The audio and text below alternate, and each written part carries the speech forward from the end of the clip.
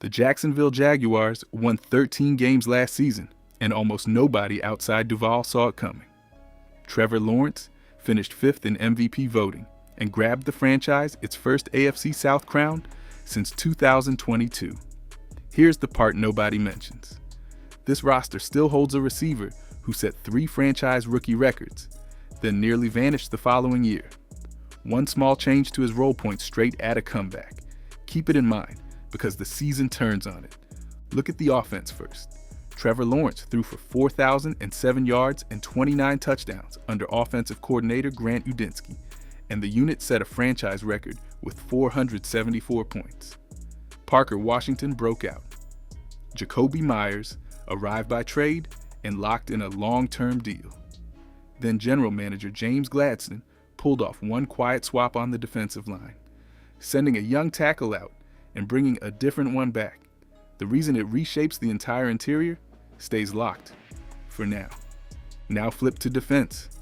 Anthony Campanelli built the best run defense in football, and Trayvon Walker earned a 4-year contract worth $110 million. The takeaways piled up, the interior pressure did not, and the playoff exit exposed it. So the Jaguars spent the spring fixing one flaw, while the rest of the AFC South stood still.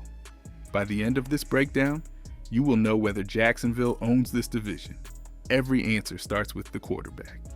But before we get into that, hit that like and subscribe button for more Jaguars and all the NFL content. Let's aim for 500 likes on this video. Start with the most important man in Jacksonville. Trevor Lawrence spent 4 seasons hearing he would never become the franchise quarterback the Jaguars drafted first overall. Then year 1 under head coach Liam Cohen flipped the story. Trevor Lawrence threw for 4,007 yards, posted 29 passing touchdowns, and added 9 more on the ground, the second most rushing scores among quarterbacks. His 38 total touchdowns set a franchise record.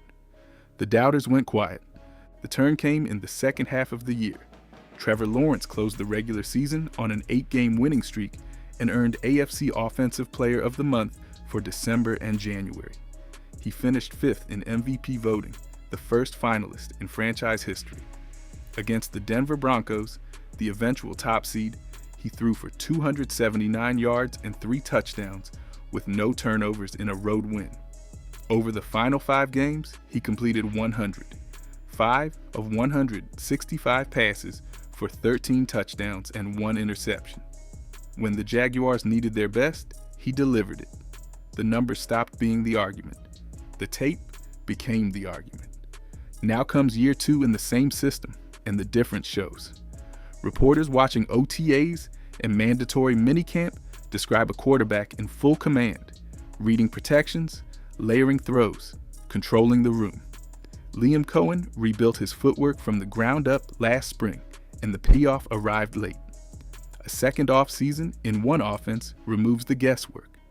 Trevor Lawrence signed a 5-year contract worth $275 million before all of this, and the bet looks smarter by the week.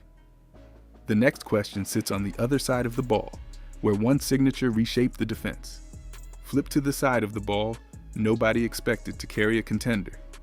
Defensive coordinator Anthony Campanelli took a unit ranked 25th against the run and turned it into the best run defense in the entire league, surrendering 85.6 rushing yards per game. The Jaguars forced 31 takeaways after managing 8 the year before, the first team in league history to make a leap of such size. 22 interceptions, 102 passes defensed. The defense stopped bending. The cornerstone got paid. Trayvon Walker, the first overall pick from 2022, signed a 4-year extension worth $110 million, with $77 million guaranteed. Injuries held him to 3.5 sacks across 15 games, yet the Jaguars rewarded him before a healthy season pushed his price higher. James Gladstone called him the heartbeat of the front. Next to Josh Hines-Allen, the team sack leader in 4 of the past 5 years, and one of the highest paid edge rushers in football at more than $28 million per season. Trayvon Walker gives Jacksonville 2 edge rushers most offenses, fear blocking one-on-one. Here's the gap. For all the takeaways, the interior pass rush vanished when it mattered, and the Buffalo Bills ran the Jaguars out of their own playoff game, 27-24. Anthony Campanelli knew it.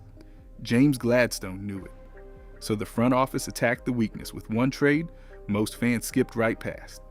The fix sits in the middle of the line, and the reveal lands later. First, the strangest draft strategy in football deserves your attention. Here's the move. Almost everyone graded as a reach. With their first selection in the 2026 draft, 56th overall, the Jaguars took tight end Nate Boerkircher out of Texas A&M, a player who caught 38 passes across 5 college seasons. Draft analysts laughed.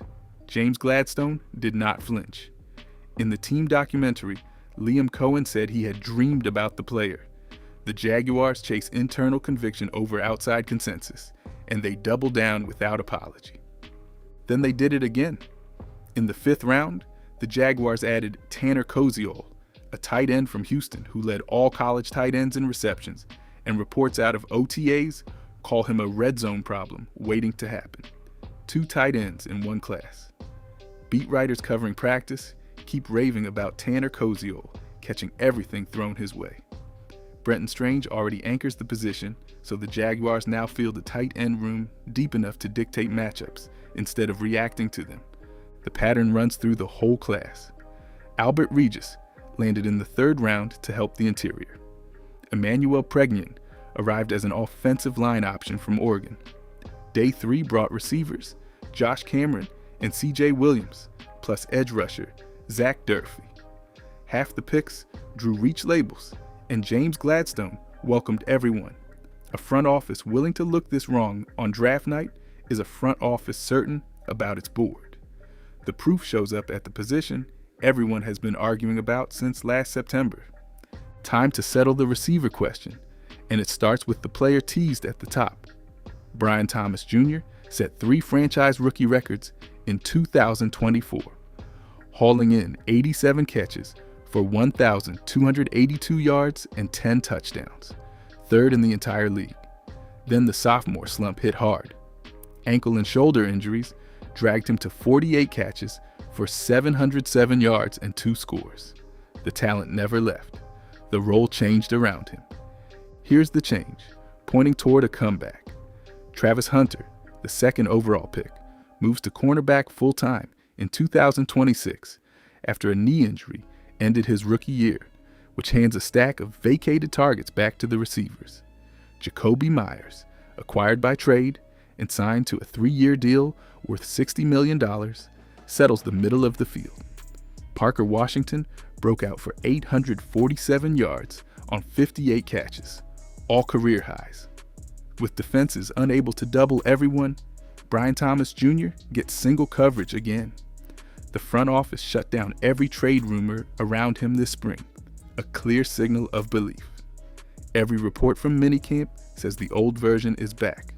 Stack the room, and the math turns scary for opponents. Trevor Lawrence throws to Brian Thomas Jr., Jakobi Meyers, Parker Washington, Brenton Strange, and a 2 tight end package built to punish soft coverage. Liam Cohen spreads the ball by design, so no defense takes away every threat.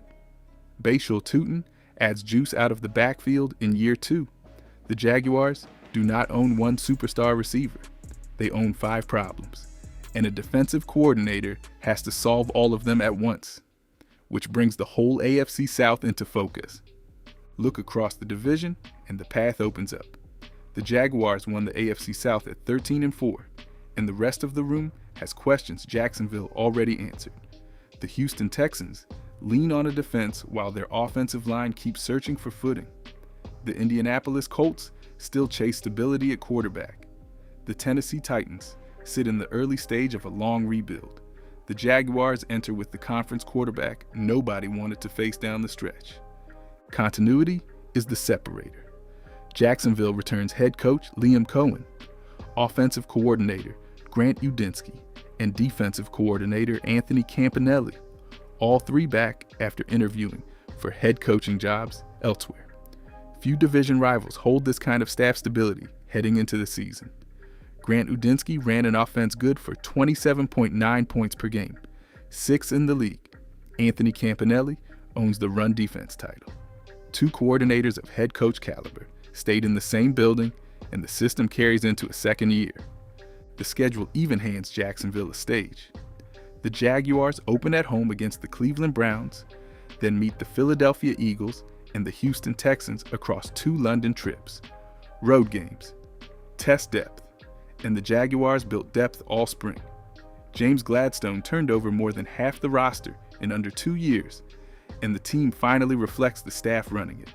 The front office even picked up the 5th-year option on right tackle Anton Harrison, locking in the offensive line for the climb ahead. The division is there for the taking. One last weakness had to be solved first, and the answer hides inside a trade most fans ignored. Here's the reveal promised at the start. The Buffalo Bills did not beat the Jaguars in the playoffs by throwing over the top. They beat them by attacking the middle, where the interior pass rush went silent. Anthony Campanelli flagged it as the flaw of an otherwise dominant defense. So James Gladstone sent defensive tackle Mason Smith to the Atlanta Falcons and brought back Rook Orhorhoro, a 3rd-year tackle drafted 35th overall in 2024. The numbers explain the quiet excitement.